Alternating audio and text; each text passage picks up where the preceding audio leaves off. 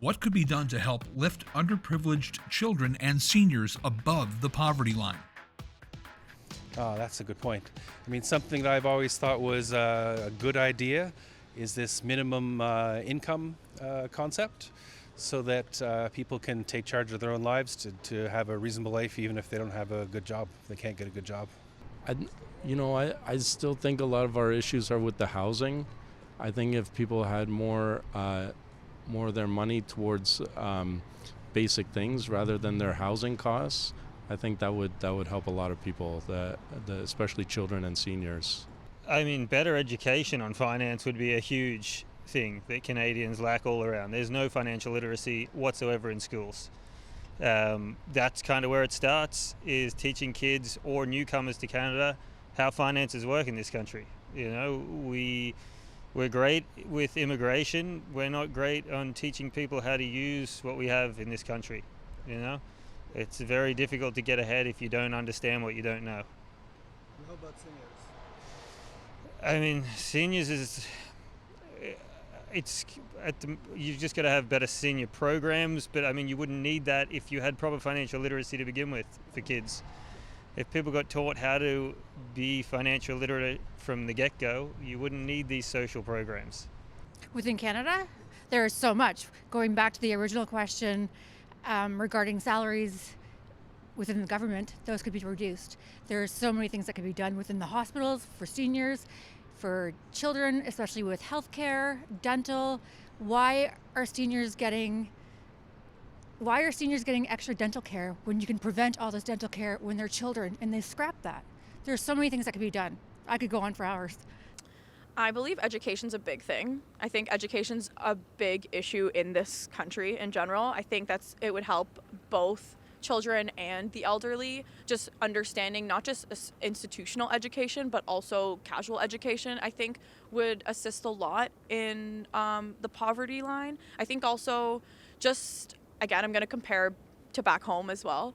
In Egypt, a lot of people learn how to do things, as stupid and little as that is people will be able to make money doing anything. And now it's a whole new implementation in Canada of like social media and be an entrepreneur and do all these things. But I think the basic skills of just practical skills, again, going back to education, could help a lot in the development of poverty especially.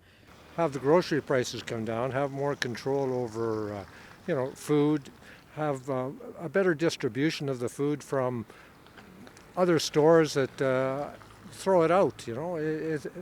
Less waste would be a big thing, and it would help greatly. It's a tough question. Once again, it's really subjective. I think making sure they have access to the proper communal resources, whether that be like for kids, any kind of familial support, education supports, mental health supports, and same with seniors because they're also a vulnerable group too. So I think those three things would probably suffice for both groups, in my opinion.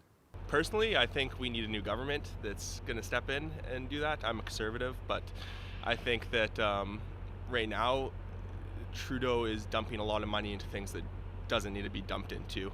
So I think it should be more spread throughout Canada. I know a lot of our money is leaving the country, going to other countries, so I think we need to focus on here in Canada. I feel like there's so much to do. But just the cost, the cost has to go down in everything, and living costs, groceries, the simple things, need to go down in costs because it's affecting everyone. Well, it might sound corny, but fellow feeling and compassion for your fellow man. It doesn't come with laws and regulations or anything like that. It comes from within individuals. And when we really start to care for one another in the way we should, then I think everybody's living standards could be elevated. Profit margin on groceries should definitely be something that we need to take a look at because it's crazy. I know I have a family of 3 and I think my husband said we spent about $2,100 on groceries last month, and there's 3 of us. And I'm fortunate that we are able to afford that, but there are people who can't. And we need more programs that are going to help our Canadians and our seniors, and our most vulnerable are young children. So more outreach programs, definitely, like having more community drives so that we can help people out, donating lots of food, and again, caps on the profit margin, because we can't do anything without the government stepping in to kind of keep those businesses in check and corporations. So I think just, and as difficult as it is, a reevaluation of these programs and what a living wage and income is in this day and age, as it's a very different situation.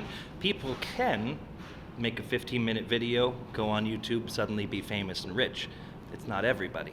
The rest of us have to still try to make ends meet with things like minimum wage, which, as they have increased it, might not be keeping up with the level that inflation is rising.